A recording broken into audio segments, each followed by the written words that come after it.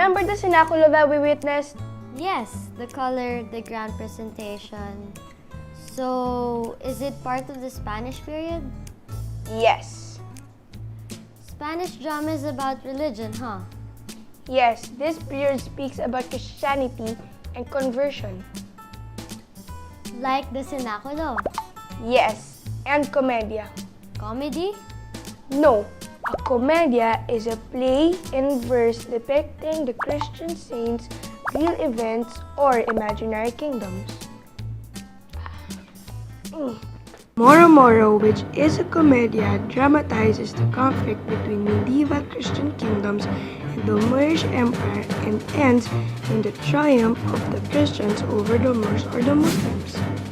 According to this, Comedia taught us Filipinos to obey authorities. Besides obeying authorities, Comedia also created hostility between the Christianized natives and the Muslims of the South. It's good that although these are old farms, we can still enjoy them because of their modern presentations. Exactly. Oh, here's another one, the Sarswela.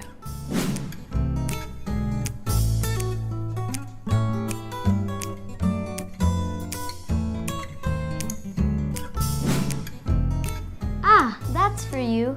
You can sing, you can act. It has topics on patriotism and revolution. My tummy's having its own revolution.